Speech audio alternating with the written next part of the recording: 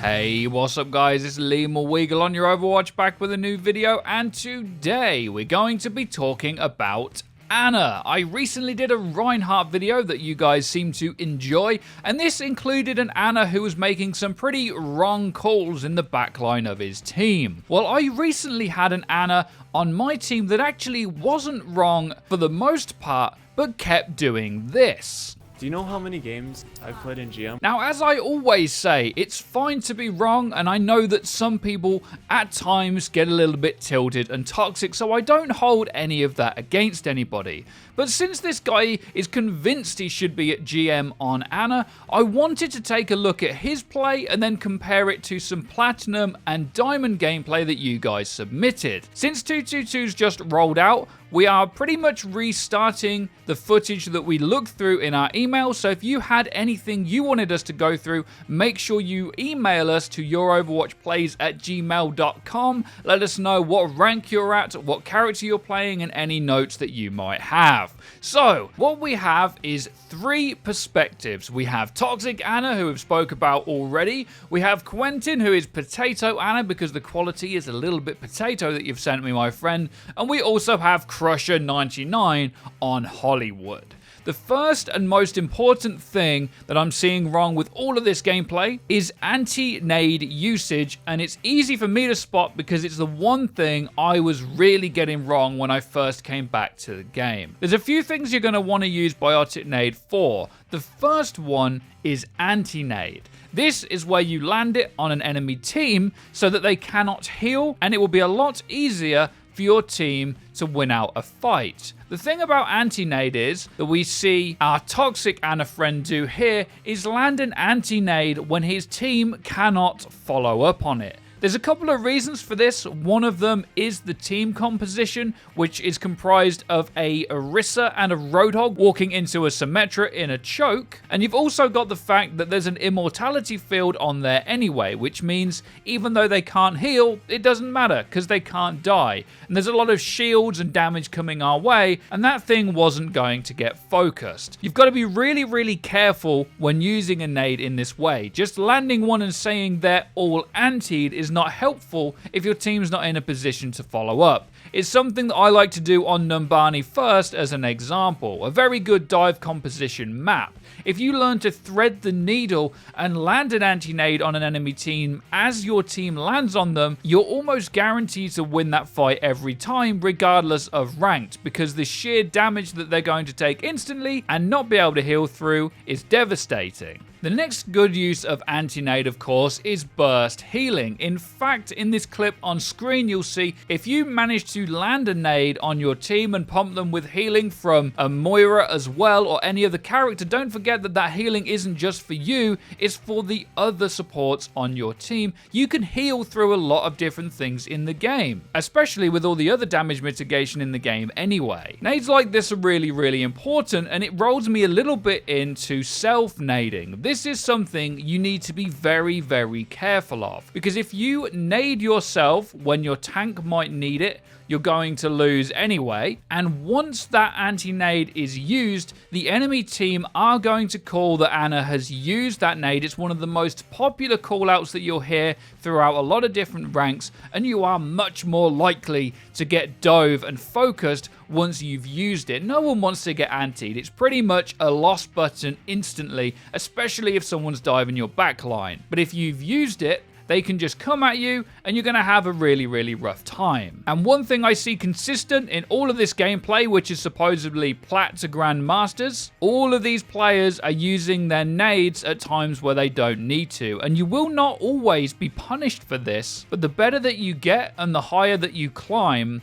not having it when you need it is dangerous, and it's much better to be safer in a lot of instances than to just keep launching them at everybody. Speaking of wasting abilities, let's talk a little bit about Sleep Dart. Our friend Potato Anna over here, remember, it's the quality of the video, not his aim, is actually using sleep darts fairly effectively and hitting a pretty reliable percentage of them. What I noticed when watching back in this gameplay is that a couple of times sleep dart is thrown out at a time where he didn't need it, and then immediately a few seconds later, something like a Genji blade will come at him, and he doesn't have the sleep dart to retaliate. This is exactly the same as anti-nade. If you don't need to use it, it's very important that you keep it until you do. Not only do we manage to miss a Roadhog in this clip, the Genji then does come straight round the corner and he misses the anti-nade as well. We've all had these moments, but being able to sleep something like a Genji blade, if he had had it here and slept it, we probably just win out the entire point.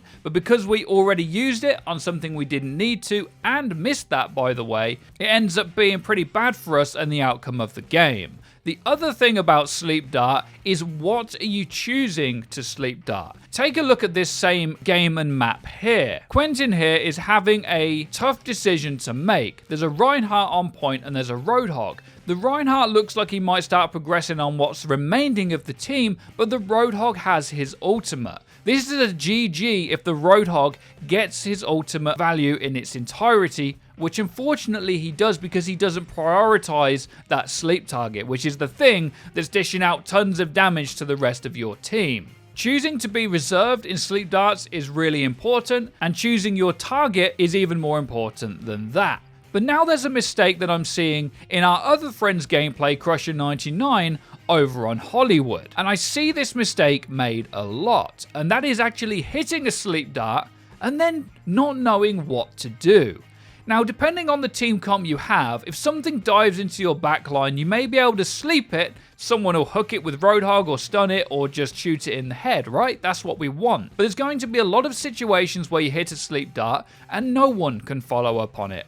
And this is where you have to leave it. It can be hard to identify, but that thing that you've put to sleep is effectively dead for 5.5 seconds. When you do this and no one can follow up, you're going to want to go back to the rest of your team and heal them up and try and win the rest of the fight. Because if the entire other team is dead by the time that sleep is awake, then even if he comes back and kills you, Anna, I know it sucks to die sometimes, you're probably still going to win the point. And that's really important to look out for. I actually have a really good example of this that I'll put on screen now, where we did lose a team fight and the enemy tanks dove me in the backline. I pretty much thought I was dead, but figured I would demech the Diva, and I managed to hit the sleep on the Winston too and make my way to the health pack. I did whiff on the Diva a little bit, but she didn't want to mess with it, and by the time that I managed to get away from that Winston, yes, he did dive me, but our respawns were back and, well, hello, Bastion.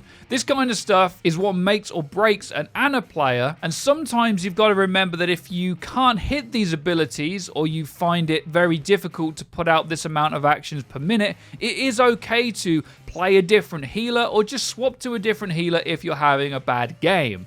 Moira at the minute is super obnoxious and way easier than Anna, so if something's in your backline and you're not able to sleep it, or no one's ever able to follow up on it, then going Moira and just getting away from it and staying alive forever could also be your go-to. And that's just because Moira doesn't get punished for positioning anywhere near as much as Anna does. And speaking of positioning, that's the next thing to talk about. As we're about to take the first point here on Nubis, our toxic Anna decides to take up some pretty bold positioning here and move all the way to the point. We do get a pretty nice anti-nade that our team should be able to follow up on at this point, but the positioning of the Anna here, well, I don't really need to tell you, is less than optimal and ends up getting him killed. Let's take a quick screenshot of where he was at the start of this fight. There is a bit of a shield in the way, but if he makes his way onto the high ground here, or even stays in his current position and makes sure his team fights on the right hand side,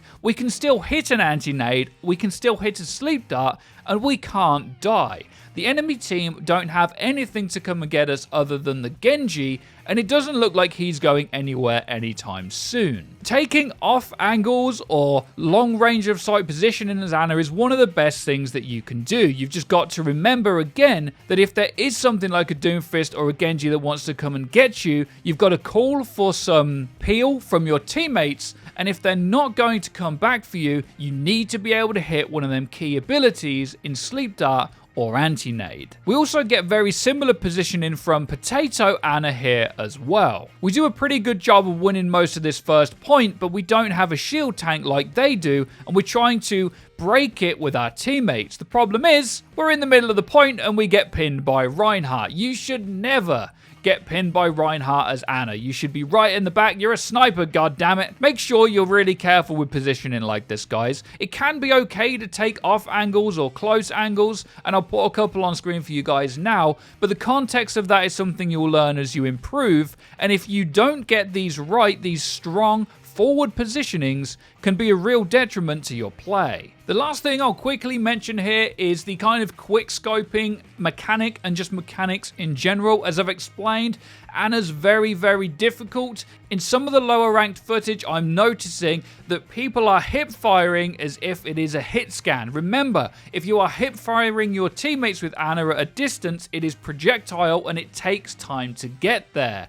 This is why if you sleep someone at a long distance, it's a really good strategy to throw a nade at them and then hip fire. The nade and the hip fire will hit them at the same time, and then you can scope in and shoot them, which is hit scan. I know it's a little bit confusing, but your shots are only guaranteed to hit when they're in the center of your screen if you are scoped in. This quick scoping mechanic is also very, very useful, especially on something like a Genji in the distance that you need to heal, or maybe even an enemy that you want to damage. This, however, is more of a high-end mechanical thing for an Ana player, and also bear in mind that if you are zoomed in and shooting, you are way more likely to be seen as the traces for your shots are very obvious for the enemies. We get quite a lot of Ana submissions, guys, and the thing about her is she is just really, really difficult, and it's something that you have to respect. You've got to learn mechanically as if you was learning some kind of complicated DPS. She is probably in the top 5 hardest heroes in the game,